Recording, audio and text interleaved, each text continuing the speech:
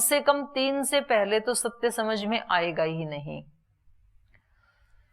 फिर चौथा उपनय और पांचवा निगमन। तो उपनय में उसकी समानता, उसका साम्य दिखाया जाता है, और निगमन में प्रतिज्ञा को ही पुनः दोहराया जाता है, उसका एक निष्कर्ष दिया जाता है। तो उसको थोड़ा शॉर्ट करने की कोशिश करें यदि, तो ज्यादा से ज्यादा हम निगमन और उपनय को हटा सकते हैं, लेकिन इन 3 अवयवों के बिना कोई सत्य समझ में नहीं आता है। तो उदाहरण देना बहुत जरूरी है, उदाहरण के बिना समझ में नहीं आता। उदाहरण दिया जाता है तो तुरंत समझ में आ जाता है। और उदाहरण किसका दिया जाता है? जो चीज हमारी परिचित है, उसकी अनुभूति है, हमें उसका उदाहरण दिया जाता है। तो उसके एक अंश की साम्यता होती है जो हमें सीखना है उसमें। उदाहरण में जो क्वालिटी है, उन क्वालिटी का एक अंश उसमें भी मिलेगा जिसके बारे में हम बता रहे हैं, तो वो उदाहरण ठीक माना जाता है। नहीं तो उदाहरण दुष्ट हो जाए तो भी सत्य प्रतिष्ठित नहीं होगा, फिर वो उसका जो मत है वो खंडित हो जाएगा, यदि उदाहरण ठीक नहीं है तो, दुष्ट है तो उनमें साम्यता होनी चाहिए। तो वो आपने न्याय दर्शन में पढ़ा, ये उदाहरण किसको कहते हैं, हेतु किसको कहते हैं। तो ये उदाहरण देना भी बहुत आवश्यक है। इसलिए हमारे ऋषियों की ये एक परंपरा रही है कि कोई बात कहते हैं तो साथ में उसका एक कथानक बनाते हैं, एक उदाहरण देते हैं। और दूसरा कारण ये है कि हमारे जो मस्तिष्क की जो रचना है वो चित्रों को पकड़ने की है, मतलब उसको कोई इमेज बनानी पड़ती है मस्तिष्क में। हमें किसी चीज को समझना है तो इमेज को बहुत जल्दी पकड़ता है वो। तो हमें बचपन से वही ट्रेनिंग करवाई जाती है, बच्चों को वही सिखाया जाता है ना। तो ए को वो समझेगा नहीं, एप्पल बनाए तो वो जल्दी समझ जाएगा, क्योंकि वो एक पिक्चर बन गई। तो हमारा मस्तिष्क कोई पिक्चर बना के उसको पकड़ता है। ऋषि कहे तो नहीं समझेगा, ऋषि का एक चित्र बना दे तो उसको तुरंत पकड़ लेता है फिर। तो इसलिए हमारे ऋषियों ने उपनिषदों में उस सत्य को अभिव्यक्त करने के लिए, उसको समझाने के लिए यहाँ पर कथानक का सहारा लिया है, उदाहरणों का सहारा लिया है, ताकि वो बहुत आसानी से वो सत्य हमारे अंतःकरण में प्रतिष्ठित हो जाए। तो ये उस सत्य को समझाने के लिए अब दूसरा उदाहरण ले रहे हैं कि हे सौम्य, यथा मधुकृतो मधु निस्तिष्ठन्ति। मधुकृत माने मधु बनाने वाला, अर्थात मधुमक्खी। यथा मधुकृत, जैसे मधुमक्खी, मधु निस्तिष्ठन्ति, जैसे मधुमक्खियां मधु को निस्तिष्ठन्ति इकट्ठा करती हैं। कहां से? नानात्ययानाम वृक्षाणाम, अनेक प्रकार के वृक्षों के फूलों से, अनेक अनेक प्रकार के वृक्षों के फूलों से उसका पराग लेके आती हैं। वो उनका जो वो डंक है उससे अनेक फूलों पे बैठती हैं, उसके वो लाती हैं रस। और फिर नानात्ययानाम वृक्षाणाम रसान समवहारम, समवहार मतलब इकट्ठा करना। अनेक प्रकार की अनेक मक्खियां हैं जैसे एक ही घर में, और वो अलग अलग दिशाओं में जाती हैं, अलग अलग फूलों से अलग अलग प्रकार के रस लाती हैं, और उन सारे रसों को फिर इकट्ठा कर देती हैं। समवहार, समवहारम एकताम रसम गमयंती। और जब वो इकट्ठे हो जाते हैं तो वो सारे रस एकताम रसम गमयंती, एक रसता को प्राप्त हो जाते हैं, सारे एक हो जाते हैं।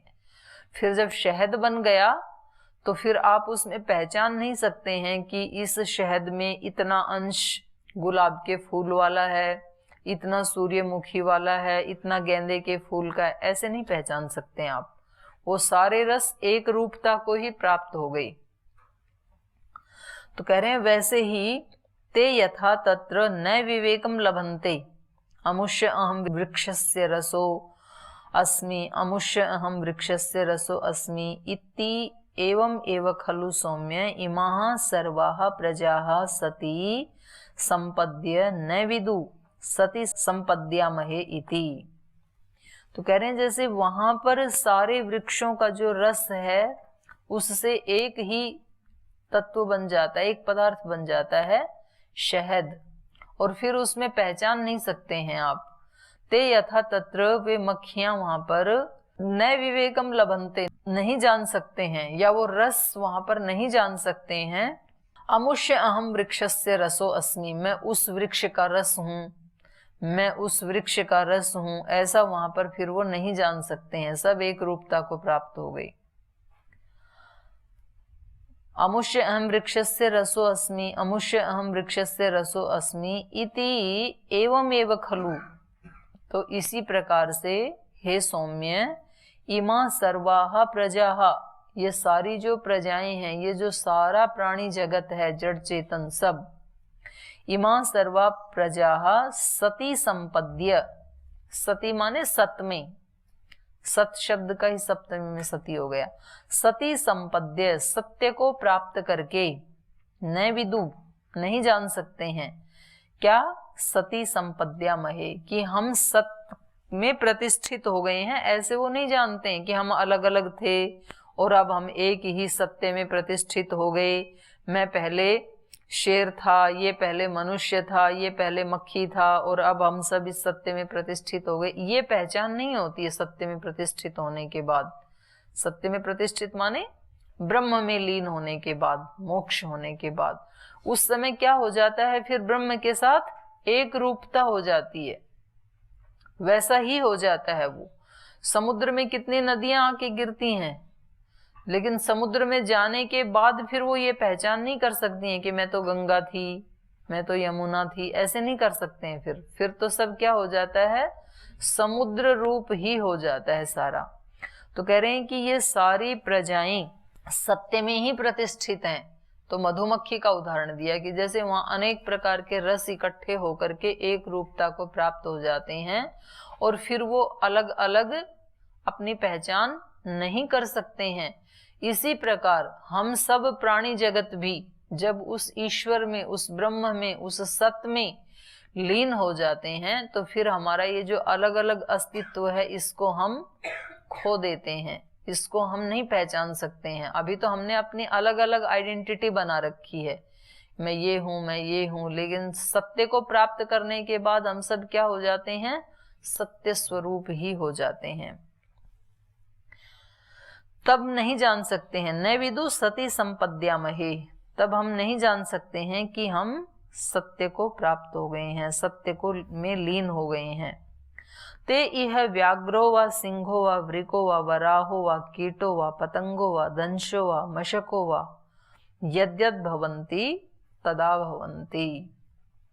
तो कह रहे हैं ते इह, ये जो प्राणी हैं जड़ चेतन आदि, ते इह व्याघ्रो व, इस लोक में चाहे वो व्याघ्र है भेड़िया, शेर है, वृक है, वृक होता है भेड़िया, व्याघ्र क्या होता है, भगेरा, बाघ, भगेरा वही। तो बाघ है, सिंह है, या भेड़िया है, या वराह सुअर है, कीट है, पतंग है, या तो दंश है, मशक है, मशक मतलब मच्छर, और दंश मतलब डसने वाला नाग। जिसमें भी दंश होता है, मक्खी को भी दंश कहेंगे और उसको भी कहेंगे, बिच्छू को भी, सांप को भी, तो जो डसने वाले प्राणी हैं वो सब। यद्यद् भवन्ति तदा भवन्ति, जो जो यहाँ पर ये सब हैं, जब तक ये सत्य को प्राप्त नहीं करते हैं, तब तक ये उन अलग अलग प्राणियों के रूप में ही जन्म लेते रहते हैं। यद्यद् भवन्ति, जो जो वो होते हैं, तद तद आभवन्ति, उन अलग अलग योनियों में ही वो वापस आते रहते हैं। वो एक रूपता उनमें कब आएगी, जब वो ब्रह्म को प्राप्त कर लेंगे, सत्य को प्राप्त कर लेंगे, तब एक रूपता आएगी। उससे पहले तो ये भिन्नता ही बनी रहेगी, क्योंकि संस्कारी भिन्नता के हैं ना। तो ये अलग अलग प्राणी जगत जो हैं, ये उन योनियों में ही, अलग अलग योनियों में ही उत्पन्न होते रहते हैं तब तक। तो स यह एषो अणिमा एतत् आत्म्यम इदम सर्वम तत्सत्यम। तो इन सब प्राणियों में भी, इस सूक्ष्म अति सूक्ष्म जगत में भी जो अणिमा, जो सूक्ष्म तत्व है, एतद आत्म्यम, उस सूक्ष्म तत्व को ही आत्मा कहते हैं। शेर वगैरह ये तो शरीर की आकृतियां हैं ना, उनके अंदर जो सूक्ष्म तत्व है वो तो क्या है, आत्मा, तो वो तो एक ही है सब में। एषो अणिमा एतद आत्म्यम, ये जो अणिमा है, जो सूक्ष्म तत्व है, उसी को ही आत्मा कहते हैं। आत्म्यम इदम सर्वम, ये सब क्या है, सूक्ष्म है, आत्म तत्व ही है। तत्सत्यम, और वही सत्य है। सत्य का मतलब है यहाँ पर स्थिर, और असत्य का मतलब ये जो भिन्न भिन्न शरीर हैं ये अनित्य हैं, तो इस रूप में ही इनको असत्य कहा है। उसमें शंकराचार्य जी ने कहा ना, ब्रह्म सत्यम जगन मिथ्या, तो मिथ्या का मतलब वहां ये ही है कि वो परिवर्तनशील है, अनित्य है। और ब्रह्म सत्यम का मतलब है सत्य क्या है, ब्रह्म, अर्थात वो नित्य है। तो ये असत्य का मतलब ये वहां ये नहीं किया उन्होंने कि मतलब ये है ही नहीं, अस्तित्व ही नहीं है, ऐसा अर्थ नहीं किया। आप विवेक चूड़ामणि पढ़ेंगे तो वहां अनित्य अर्थ किया है उसका, असत्य का, मिथ्या का। मिथ्या मतलब अनित्य, तो ये हमारे शरीर तो सारे क्या हैं, अनित्य हैं, तो उस रूप में ये मिथ्या है। और सत्य क्या है, आत्मा ही सत्य है, क्योंकि वो तो कभी नष्ट होता नहीं है, शरीर बदलते रहते हैं, वो कभी चेंज नहीं होता है। तो इसलिए कहा स यह एष अणिमा एतद आत्म्यम इदम सर्वम तत्सत्यम, वही सत्य है। स आत्मा तत्वम, और वो आत्मा ही क्या है, तत्व है। तत्व माने सत्य है, अंतिम है, निर्णय। तत्वम असि श्वेत केतो, हे श्वेत केतो तू वही आत्मा है, तू वही सत स्वरूप है। भूय एव मां भगवान विज्ञापयतु, मधुमक्खी का उदाहरण भी समझ में नहीं आया इसको, श्वेत केतु को बोले और बताओ, ये भी समझ में नहीं आया। भूय एव मां भगवान विज्ञापयतु इति तथा सौम्येति होवाच, बोले ठीक है और बताता हूं। धैर्य भी तो कितना है। तो आगे बताया, इमा सौम्य नद्यः पुरस्तात् प्राच्यः स्यन्नन्ते पश्चात् प्रतीच्यः ताः समुद्रात् समुद्रमेव आप्यन्ति समुद्र एव भवन्ति ता यथा तत्र न विदुः इयम् अहम् अस्मि इयम् अहम् अस्मि इति। तो फिर एक अगला उदाहरण दिया कि देखो जैसे ये नदियां हैं, हे सौम्य, इमा पुरस्तात् प्राच्य नद्यः, जैसे पूर्व दिशा की जो नदियां हैं वो पूर्व दिशा में ही बह रही हैं, स्यन्नन्ते बहती हैं। पश्चात प्रतीच्यः शन्नन्ते, और जो पश्चिम दिशा की नदियां हैं वो पश्चिम दिशा में बहती हैं। तो समुद्र में भिन्न भिन्न दिशाओं से आती हैं ना, कुछ पूर्व की नदियां हैं, कुछ पश्चिम की नदियां हैं, उधर उधर से वो बहती हुई आती हैं। ताः समुद्रात् समुद्रमेव आप्यन्ति, तो वो समुद्र से ही तो उत्पन्न होती हैं। समुद्र से कैसे उत्पन्न होती हैं, वाष्प बन के जल उठेगा, फिर वो बादल बन के बरसेगा, बरसेगा तो उससे नदियां बहेंगी। तो कह रहे हैं समुद्रात् समुद्रमेव आप्यन्ति, समुद्र से ही तो उनकी उत्पत्ति होती है और समुद्र में ही जो फिर लीन हो जाती हैं। सारी नदियों की अंतिम यात्रा कहाँ समाप्त हो जाती है, समुद्र में, उधर ही बह रही हैं सब, चाहे वो पश्चिम की नदियां हैं चाहे वो पूर्व की नदियां हैं, उस तरफ ही जा रही हैं। तो कह रहे हैं समुद्र से उत्पन्न होकर के जैसे वो समुद्र में ही लीन हो जाती हैं, और समुद्र एव भवन्ति, और समुद्र ही बन जाती हैं, फिर वहां अपनी पहचान खो देती हैं समुद्र में गिरने के बाद। ता यथा तत्र न विदुः इयम् अहम् अस्मि, जैसे समुद्र में मिलने के बाद फिर वो ये नहीं जानती हैं कि मैं गंगा हूं या यमुना हूं, फिर तो वो समुद्र ही बन जाती हैं, वो अपना अस्तित्व ही खो देती हैं। जब मैं था तब गुरु नहीं, अब गुरु हैं हम नहीं। प्रेम गली अति सांकरी तामे दो ना समाही। तो जब मेरापन है, अहंकार है, तो उस समय फिर तब गुरु का अस्तित्व नहीं होता, क्योंकि मैं हूं ना, तो मैं स्थान खाली करूं तो गुरु आए। और अब गुरु है, गुरु ही अब सर्वस्व है, तो अब मैं हट गया, मेरा कुछ रहा ही नहीं अब। तो ये जो प्रेम की गली है ये अति सकरी है, तंग है, इसमें दो नहीं आ सकते हैं। कुछ रास्ते ऐसे होते हैं ना छोटे, तो उसमें दो नहीं आ सकते हैं। ऐसी गली होती है उसमें एक ही गाड़ी जा सकती है, वन वे, तो उसमें दो नहीं जा सकते हैं। तो ये अध्यात्म वाला मार्ग ऐसा ही है कि उसमें दो नहीं रह सकते हैं कि मैं भी बना रहूं और साथ में मेरा भगवान भी बना रहे, मैं भी बना रहूं और साथ में गुरु भी बना रहे। तो एक को तो मरना पड़ेगा। मैं यदि जिंदा हूं तो सत्य को मरना पड़ेगा, फिर सत्य नहीं आ सकता है। और यदि सत्य है तो मुझे मरना पड़ेगा, फिर मैं को हटाना पड़ेगा। ये इतनी सक्रिय है वो, सक्रिय मतलब तंग है, उसमें दो के लिए स्थान नहीं है, एक के लिए स्थान है। इसलिए अद्वैतवाद तो उसी को लेके चलते हैं कि द्वैत नहीं है कुछ भी, सब अद्वैत ही है। लेकिन द्वैत यदि ना माने तो फिर व्यवहार नहीं हो पाएंगे, तो व्यवहार के लिए फिर द्वैत की आवश्यकता है। ईश्वर की भी भक्ति करनी है तो एक भक्त चाहिए, एक भगवान चाहिए। शिक्षा भी प्राप्त करनी है तो एक शिष्य चाहिए, एक गुरु चाहिए। दोनों ही चेतन है तो फिर व्यवहार नहीं हो पाएगा ना गुरु शिष्य का। तो ये सारा संसार ऐसे द्वैत के व्यवहार से ही चलता है। एक एम्प्लॉय है तो एक उसका बॉस चाहिए, दोनों एक ही हो गए तो कैसे चलेगा फिर। तो एक माँ होनी चाहिए, एक उसका बच्चा होना चाहिए, तभी तो पालन पोषण होगा। दोनों एक हो तो कैसे होगा। तो इसलिए इन्होंने कहा कि जैसे समुद्र में आकर के वो गिर जाती हैं और समुद्र ही हो जाती हैं, ता यथा तत्र न विदु इयम अहम अस्मि इति। वो वहां पर नहीं जानती हैं कि मैं ये नदी थी या ये नदी थी, वो अपना अस्तित्व खो देती हैं। एवं एव खलु सौम्य इमा सर्वाः प्रजाः सत आगम्य न विदु सत आगच्छामहे इति।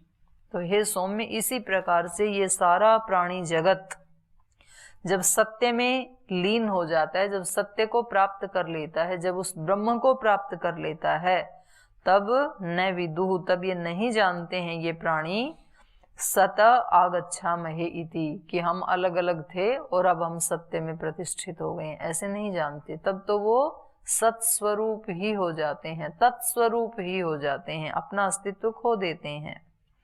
और उससे पहले तो त इह व्याघ्रो व सिंहो व वृको व वराहो व कीटो व पतंगो व दंशो व मशको व यद्यद् भवन्ति तथा भवन्ति। जब तक ये सत्य को प्राप्त नहीं करते हैं तब तक तो ये जिस जिस भिन्न भिन्न योनियों में होते हैं उन्हीं उन्हीं में चक्कर लगाते रहते हैं, अलग अलग योनियों में आते रहते हैं। तब तक ये अपने मैंपन को नहीं खोते हैं, तब तक ये अपनी अलग आइडेंटिटी बना करके ही रखते हैं कि मैं अलग हूं।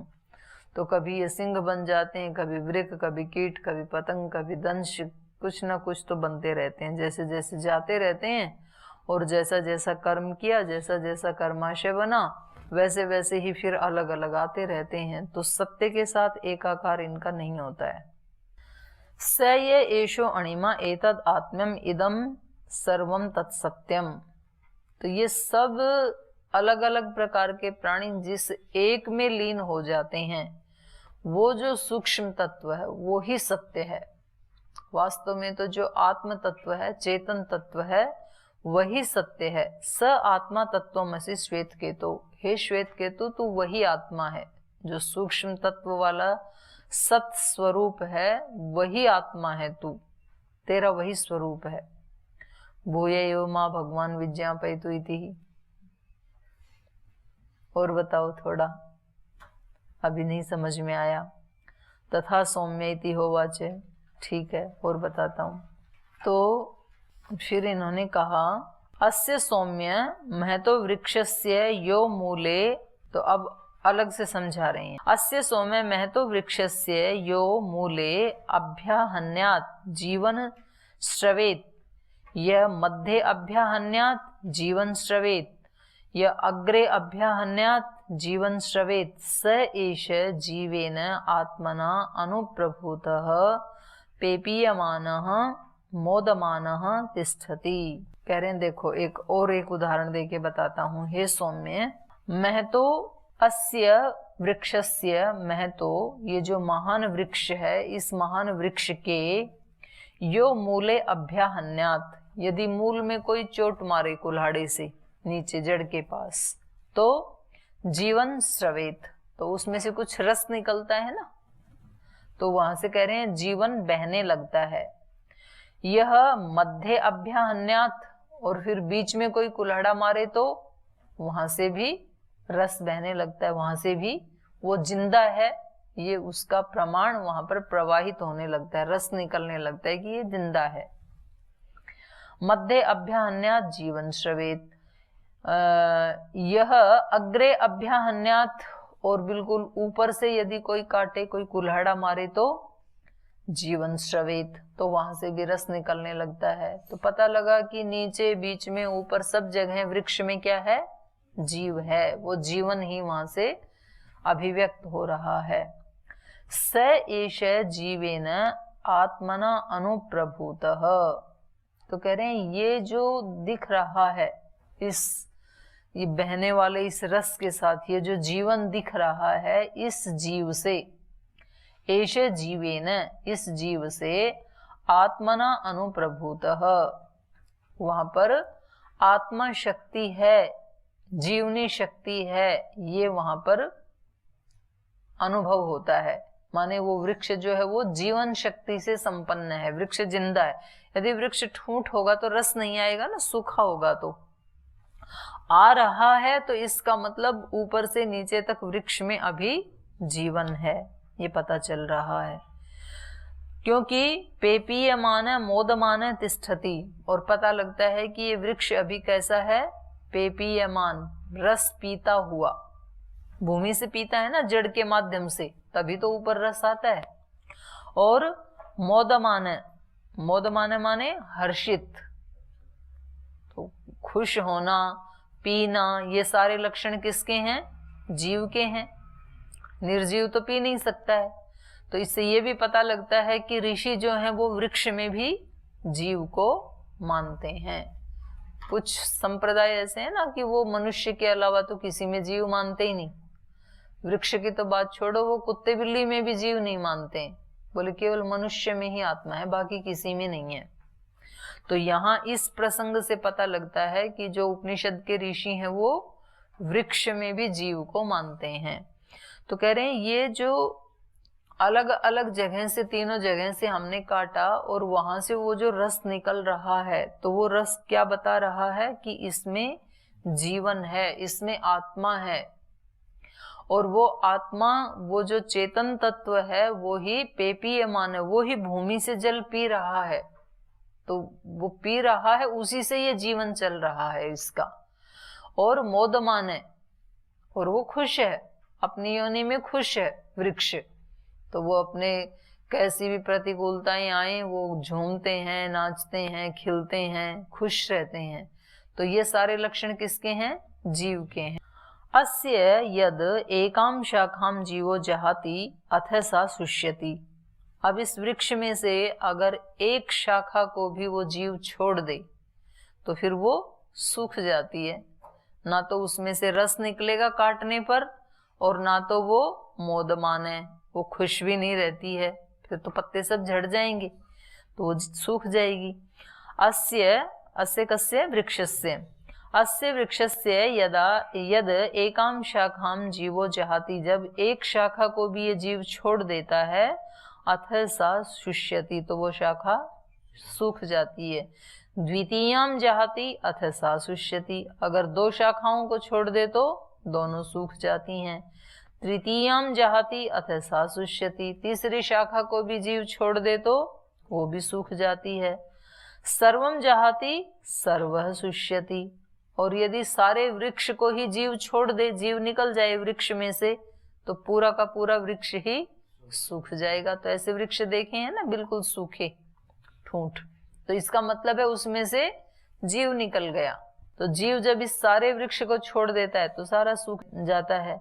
एवं एव खलु सौम्य विद्धि, तो इसी प्रकार तू इस जीवन के वृक्ष को भी जान। जैसे वो वृक्ष है, उसमें जैसे जीव है और जीव की महिमा से ही वहां जीवन दिखाई देता है, ऐसे ही है सौम्य ये जो हमारा शरीर रूपी वृक्ष है, इसमें भी आप कहीं एक उंगली को काटेंगे तो वहां से रस बहेगा, रक्त बहेगा, तो वो किसका प्रमाण है? जीव का। और इसी प्रकार से वृक्ष की तरह ही जैसे किसी एक अंग को जीव छोड़ देता है तो वो अंग सूख जाता है। तो जिस अंग में वो जीवंत शक्ति प्रवाहित नहीं होती है, तो कभी ऐसे होता है ना, कभी एक हाथ सूख जाता है किसी का, एक पैर सूख जाता है, ऐसे हो जाता है, तो वहां पर चेतनता का प्रवाह रुक जाता है। और यदि सारे शरीर को जीव छोड़ दे तो सारा शरीर मर जाता है। तो कह रहे हैं एवं एव खलु सौम्य विद्धि ही, ऐसा ही तू इस जीवन रूपी वृक्ष के बारे में भी जान। ये तेरा जो शरीर है ये क्या है? वृक्ष जैसे है, और वहां पर वो जो सूक्ष्म जीवन दिखाई, वृक्ष तो दिखाई देता है लेकिन जीव दिखाई नहीं देता है, लेकिन उस सूक्ष्म जीव के कारण ही वो वृक्ष हरा भरा है, रस से भरा है।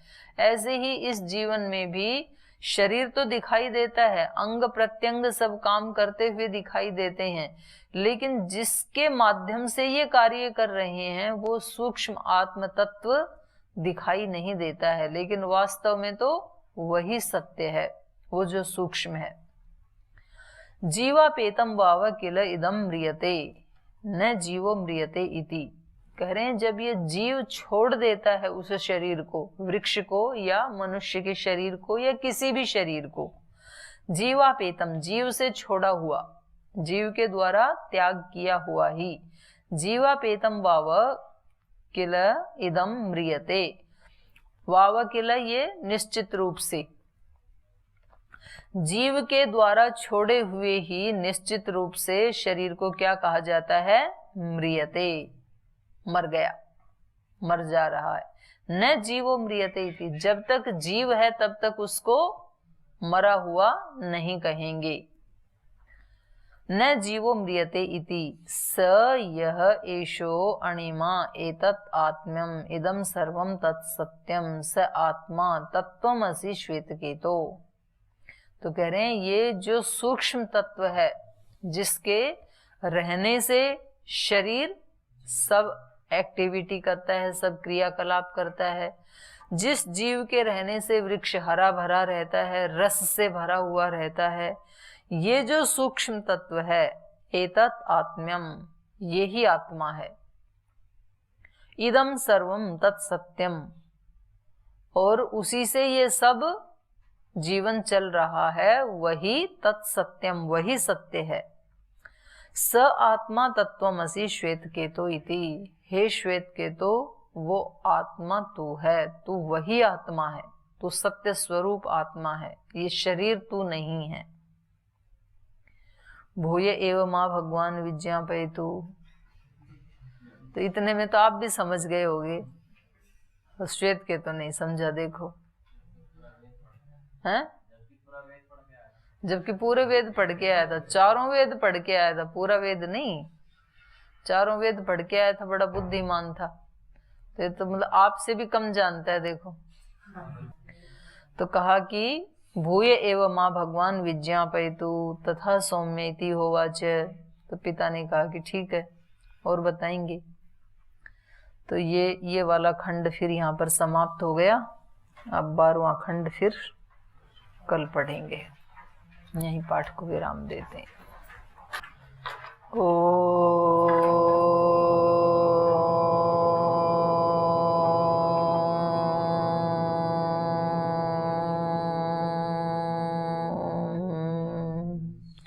शांति शांति शांति।